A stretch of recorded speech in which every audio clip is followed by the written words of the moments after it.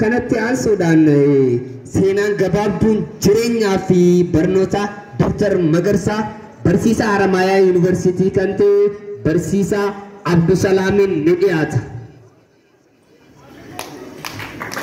Amile. Ifama irra deebiitiin isinitti dhufeemi itti yaadne ayyee egaa osoon seenaa gabaabduu Dr. Magarsaa hin dubbanne dura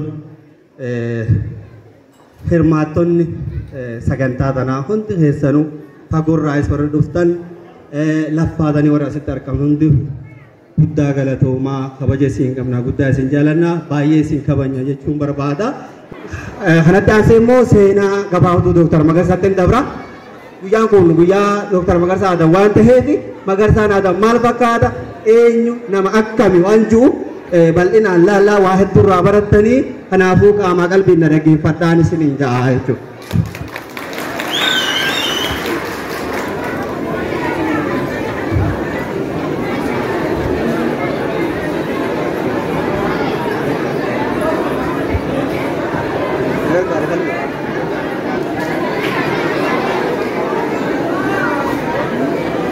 Aye, Dr. Magarsaa Adam eenyu maali inni Dr. Magarsaa Adam godina Harargee lixaa aanaa shanan dhungoo ganda baadiyyaatti dhalatee guddate. Akkuma umriin isaa barumsaaf gaheen bara 1996 mana barumsaa seenuun kutaa tokkoffaa eegale. Barnoota isaa sadarkaa tokkoffaa mana barumsaa Muudaa jedhamutti eegalee imala isaa kan barnootaa tokko jedhee jalqabe. Fedhii fi dharraan inni waa baruuf qabu guddaa waan ta'eef barnoota mana barnootaa dhaqee karaa idileetiin argatuun alatti gaazexaa dubbisuunii fi raadiyoo dhaggeeffachuun waan naannoo isaa fi biyyoota addunyaa irra jiran hanga umrii isaatiin olitti barataa fi baraa ture. Isaaf dubbisuun barreessuun waan haaraa baruun araada dhiisuu hin danda'u jechuudha. Horma egereef ta'u boronti beekan jedhama mitiiree nama qalbii itti qabee ilaale yeruma sanuu nama bira dabree sabaa fi biyyaaf waa gumaachuu danda'u ta'uu isaa hubachuun salphaadha. Ayyee seenaa irraa waa barattan sagantaan qophoofamee dhiyaatu jira waan ta'eef qaama qalbii na dhaggeeffadhaa irraa waa barattan jennee abdii qabna. Seenaa nama kanaa sirnaan dhaggeeffadhaa. Ayyee haa wal dhaggeeffannu. Gaafa sadarkaa tokkoffaa baratu mana barnootaa itti baratu keessaa qormaata biyyoolessaa bara 2003 qabxii olaanaa fiduun gara sadarkaa itti aanutti dabre barnoota isaa sadarkaa lammaffaa yookaan haayiskool mana barnootaa shanan dhungoo mana barumsaa kana jechuudha jedhamutti barate. Gaafa sadarkaa lammaffaa baratu kanas qabxii olaanaa galmeessaa ture. Qormaata biyyoolessaa kutaa 4ffaa bara 2015 gosa barnootaa hundaa'uu fiduudhaan seenaa galmeessuu danda'eera. Mana barumsaa shananitti nama yeroo jalqabaatiif yeroo dhumaatiif eeguudhaan galmeessu tahuu danda'eera. Umrii isaa mana barumsaa sadarkaa tokkoffaa lammaffaa keessatti dabarse. Kanatti kubbaa miilaa taphachuu fi oduu ispoortii dhaggeeffachuu jaalata. Yeroo boqonnaa isaa kan haadhaa fi abbaa gargaaruu irraa hafte oduu waa'ee naannoo isaa fi addunyaa akkasumas oduu ispoortii raadiyoo irraa dhaggeeffachuun dabarsaa ture. Waan dhaga'ee fi dubbise gadi lakkisu sammuun ijoollee waraqaa adiin jedhan sun isaaf dhugaa ta'uu hin ooltu. Barnoota isaa qophaa'inaatis preparatory school mana barumsaa shanan dhungootti baratee barattoota mana barnootaa shananitti baratan bara 2007 qormaata biyyoolessaa fudhatan keessaa qabxii olaanaa fiduu danda'eera.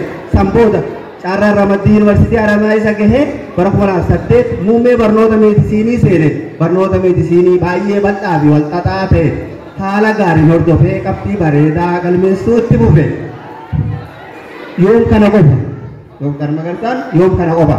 Dr. Magarsaan nama quuqama guddaa saba isaatiif fi uummata isaatiif qabu waan ta'eef barnoota meedisinii akkaan ulfaatuu fi baay'ee walxaxaa ta'e san osoo baratu anis akka nama tokkotti waan irraa eegamu hanga humna biyyatti hojjedhee saba kanaaf waa gochuu qaba jechuun dhaaddannoo akkana jettu qabatee ka'e.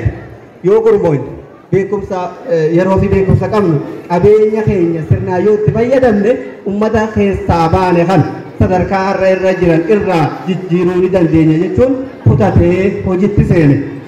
Fedhii fi hawwii gama afaan aadaa seenaa fi eenyummaa Oromoo guddisuutiin qabu galmaan ga'uuf jecha akkuma mooraa yuunivarsiitii Haramaa seeneen gumii afaan aadaa fi ogbarruu Oromoo gaa'otti miseensa ta'e sanboota koree bulchiinsaa gumichaa ta'uun filatamee hojjetaa ture.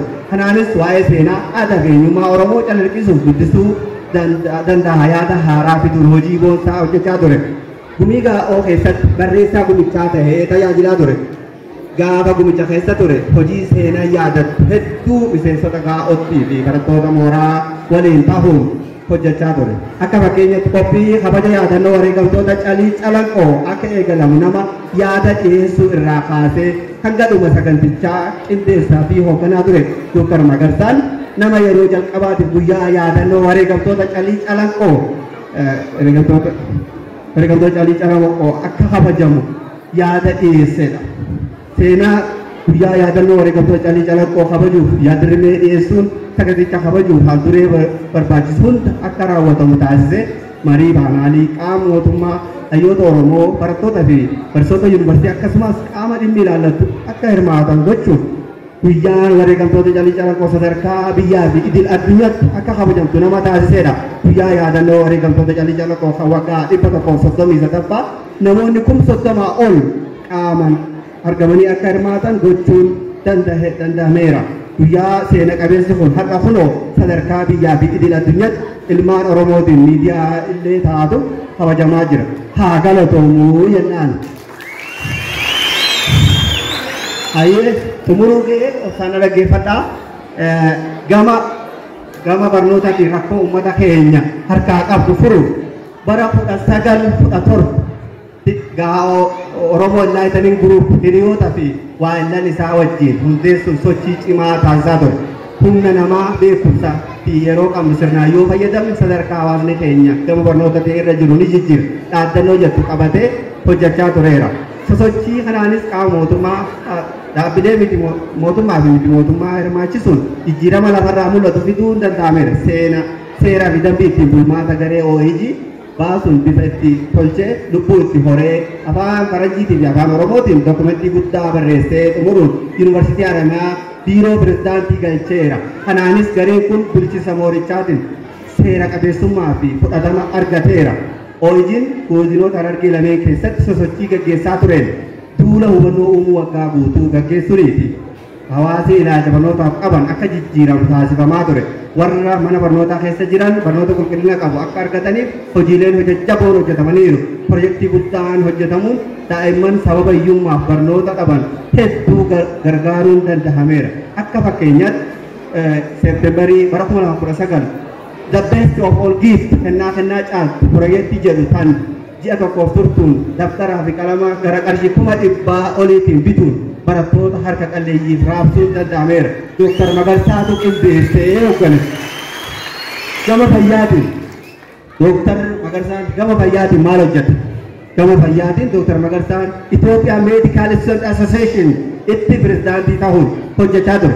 Carraa pirezidaantii imsatti ta'uun argate kanatti fayyadamuun duula hubannoo uumuu irratti bobbahee ture. Duula kanaanis ilaalcha hawaasni keenya gama fayyaatiin rakkoo qabu keessaa ijoo kan ta'e dhiiga arjoomuudha.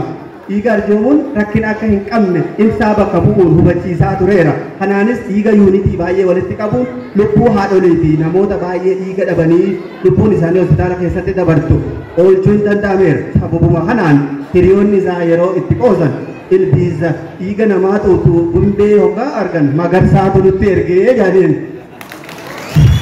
Hoggaa gundeen dhuftee isaan ciniinte Magarsaas ergee deemnurraa jaanii dhiiga kennaa jedhete ijoolles barsiisaas haa ta'u barataa hundatti hima waan ta'eef bindeellee yoo ciniinte Magarsaatutti ergee jaanii itti qoosanii jechuudha wanni isaa. Kana qofaa miti dhukkuboota hedduminaan uummata keenya rakkisaa turan kan afaan faranjiitiin barate afaan oromootiin maal akka jedhamuu fi hawaasni naannoo yoo maal jedhee haakimatti akka himatu qoratee dhukkubsataa fi haakima akka wal hubatanis hojii boonsaa tokko hojjechaa tureera. Ammas ittuma jira. Yeroo rabbiin jedhe hojiin kun babal'attee akka hojjetamtu abdii qabna.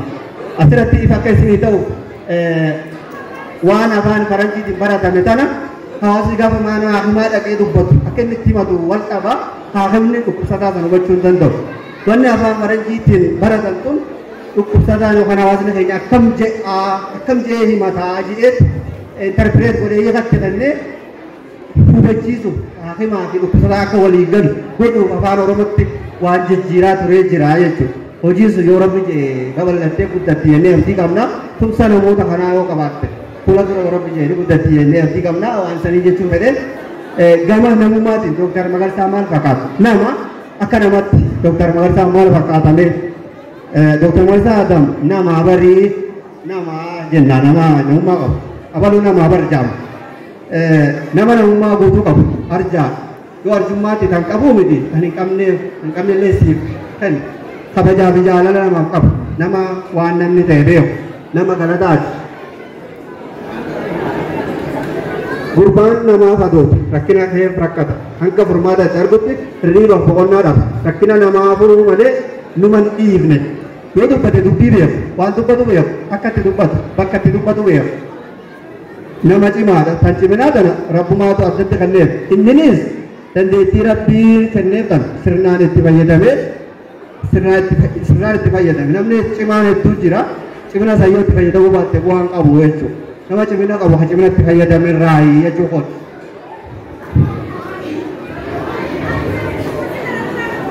Gara baha Oromiyaa kanatti ilaal maaliif sababa isaa jijjiiramni sadarkaa ilma namaa tarkaanfii takka illee taate if dura siquu hin oolu uumaa addaati jechuu hojii. Gama bahaa Oromiyaa kanatti ammaa sosochiin qaroominaa fi jijjiiramuu agarsiisu mul'ataa jira. Dooktar Magarsaan nama dandeettii beekumsa rabbiin kenneef sirnaan itti fayyadamee jirudha. Walumaa galatti Dooktar Magarsaan qabeenya guddaa rabbiin Oromoof kennedha. Mucaa qacalee kana qabeenya guddaa ta'uu beekanii itti fayyadamuu fi kunuunfachuun kan sabichaati. Rabbiin bakkaan nuuf haa ga'u. Warra irraa fayyadamnu haa taasisu. Isaan immoo bu'aa bahii hedduu keessa dabartee umrii ta'e guutuu barnoota barachaa turte. Laffaati fi baajee ta'e tan barootaaf daraaraa turte siif hirooyte boqonnaa jiruu haaraatti waan dabarte baga gammadde. Baga gammadde jechuun hin barbaadu. Baga rakkoo walxaxaa hunda hukkuttee hunda dandeessee har'a geesse koongiraatuleeshinii jechuun ni fedha.